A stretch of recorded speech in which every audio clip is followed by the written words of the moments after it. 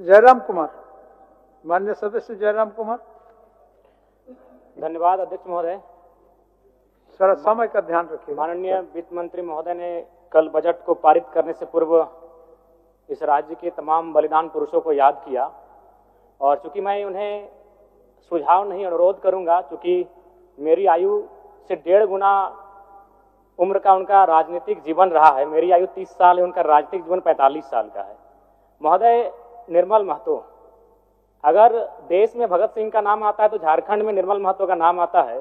Budget में उनको आभार जताना छूट गया। मैं आपसे अनुरोध करूंगा, जब अगला बजट पारित हो तो निर्मल महतो का सम्मान, उनके बलिदान का सम्मान रखा जाए। धन्यवाद अध्यक्ष महोदय। माननीय वित्त मंत्री जी के द्वारा प्रस्तुत बजट पर अपने विचार रखने आया हूं। वित्तीय वर्ष 2025-26 के लिए 1,45,000 करोड़ रुपए का बजट आया है। आंकड़े सुनने में बहुत अच्छे और बेहतरीन है, लेकिन जब इस पर कार्य धरातल पर होगा अध्यक्ष महोदय तो बहुत बड़ी उपलब्धि होगी। निसंदेह इस राज्य सरकार की एक महत्वाकांक्षी योजना रही मैया सम्मान, उस पर लगभग बजट का 9.5% प्रावधान दिया गया। लेकिन मेरा मानना है अभी भी 2 महीनों से मैया सम्मान योजना की राशि निर्गत नहीं हो पाई है।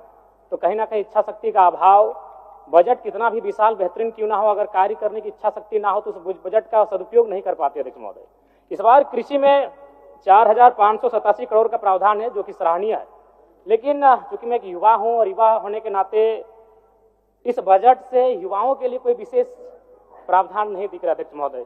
मृणाल जी की एक कविता मुझे याद आई है कि कॉलेज के दिन याद करूं तो लगता था कि थे सुल्तान, चौक चौराहे राजपाट थे और दरबार था चाय दुकान, हल कश्मीर का मुद्दा करते मुंह में दबा लेते जब पान, मन में लोहा तनिस्पाती चलते थे हम सीना तान, धीरे धीरे गल गया लोहा, धीरे धीरे गल गया लोहा, तेवर का तलवार गया, एक नौकरी, हाँ एक नौकरी के चक्कर में देखो सिकंदर हार गया, एक नौकरी के चक्कर में देखो सिकंदर हार गया।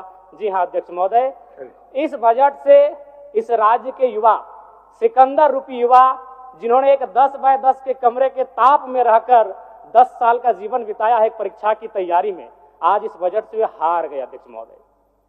नई इस बजट में युवाओं के रोजगार संबंधित विशेष कोई प्रावधान नहीं अध्यक्ष महोदय। पहली बार माननीय हेमंत सोरेन जी की सरकार ने 2020-21 में बेरोजगार युवाओं को, स्नातक को 5,000 रुपए प्रति माह और स्नातक उत्तर को 7,000 रुपए प्रति माह देने की बात कही थी।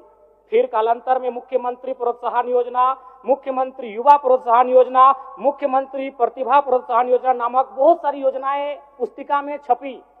हम लोगों ने सुना, पढ़ा, लेकिन 1 रुपए खर्च युवाओं पर नहीं किया गया उनके प्रोत्साहन राशि को लेकर अध्यक्ष महोदय। इसलिए इस बजट से निसंदेह माता लोगों की जीत हुई है, मैया सम्मान की जीत हुई है, लेकिन इस बजट से इस राज्य के युवा हार गए अध्यक्ष महोदय।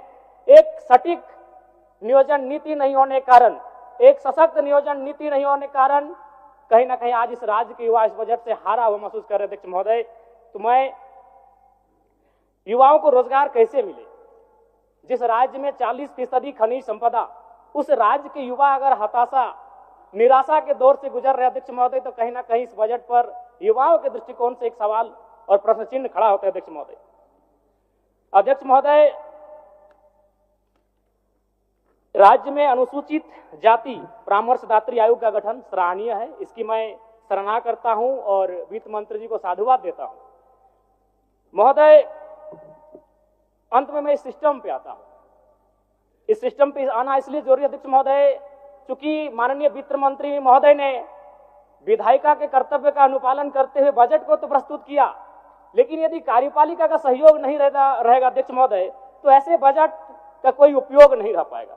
आंकड़े कहते हैं 2023-24 का आंकड़ा अध्यक्ष महोदय, बजट का कुल योग था 1,41,498 करोड़, लेकिन हम लोग खर्च कर पाए थे 1,07,920 करोड़, यानी लगभग 33,000 करोड़ की राशि खर्च ही नहीं हो पाई थी अध्यक्ष महोदय।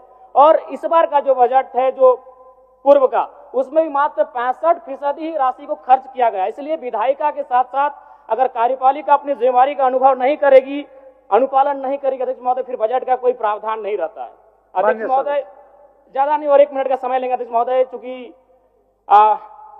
इस बजट में किसानों को लेकर mini tractor, power tiller, pump set, ripper आदि वितरण करने की बात कही गई है। अध्यक्ष महोदय, मैं चाहूंगा किसानों को आपको उपकरण देने की आवश्यकता नहीं है। किसानों को अगर हम जल दे पाते हैं, अगर पानी की सुविधा दे पाते हैं, तो हमें लगता है किसान सशक्त हो जाएंगे। अध्यक्ष महोदय, मैं ये कहना चाहता हूं, जो भी डैम बने हैं, चाहे वो चांडिल का डैम हो, कोणार्क का डैम हो, मैथन डैम हो, पंचेत डैम हो या टेनूघाट का डैम हो, वो पानी केवल उद्योगपति के कारखानों में जाने के लिए नहीं बना। अध्यक्ष महोदय, तो क्यों ना सरकार एक प्रयोग करे।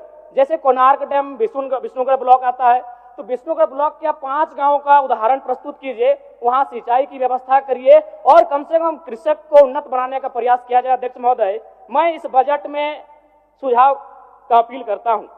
अध्यक्ष महोदय, चलिए और 1 मिनट लेंगे, ज्यादा नहीं अध्यक्ष महोदय, परम श्रद्धेय आदरणीय, इस बजट से दिव्यांग, वृद्धा और विधवाओं को बड़ी आस थी अध्यक्ष महोदय, और जब इस बजट को पढ़ा और वे लोग भी जब पढ़ेंगे तो बड़ा विशाल लगेगा। 1449 करोड़ 26 लाख, बहुत बड़ी राशि। लेकिन चूंकि यहीं फिर सरकार कहती है 12 लाख लाभुक हैं, तो अगर उस राशि से अगर 12 लाख को भाग देते हैं, चूंकि मैथमेटिक्स का होना बहुत जरूरी है, तो रिजल्ट आता है 1,44,926। उसको फिर अगर 12 से भाग देते हैं अध्यक्ष महोदय, तो रिजल्ट आता है 1006, यानी महीना में आप कितना दे रहे हैं, वही 1006। देखने में, सुनने में बजट बड़ा विशाल लग रहा है, 1449 करोड़, लेकिन अंततः तो रिजल्ट आता है एक महीने का वही 1006 रुपए। अध्यक्ष महोदय, अंत में बस प्रवासी मजदूर, क्योंकि जब ये बजट पारित हो रहा था तो हमने और सबने बड़ी करीब से देखा, सत्ता ने खूबियों को देखा, विपक्ष ने खामियों को देखा, लेकिन सऊदी अरब, ट्यूनीशिया, मलेशिया और साउथ अफ्रीका से कोई देख रहे थे तो प्रवासी मजदूर थे। अध्यक्ष महोदय, लेकिन क्या कहा, एक वाक्य में बजट समाप्त हो गया। अध्यक्ष महोदय, प्रवासी मजदूरों की पीड़ा, मैं बार बार कहता हूं, 2 पीड़ा असहनीय है। एक प्रसव की पीड़ा जो मेरी मां ने मुझे जन्म देने के वक्त सहा है, और एक प्रवास की पीड़ा। लेकिन आज प्रवासी मजदूरों के लिए क्या अध्यक्ष महोदय, एक लाइन में खत्म हो गया। प्रवासी मजदूरों का निबंधन ऑनलाइन किया जा रहा है। अब तक 1,91,000 मजदूरों का निबंधन किया गया है। महोदय, इसमें प्रवासी मजदूर खोज रहे थे, वो विदेशों से बैठकर बजट को देख रहे थे कि शायद हमारे हिस्से में भी कुछ आएगा। जब हमारी मैया को, हमारी बहनों को कुछ मिला, तो शायद हमारे हिस्से में कुछ आएगा। माननीय सदस्य जनार्दन पासवान जी।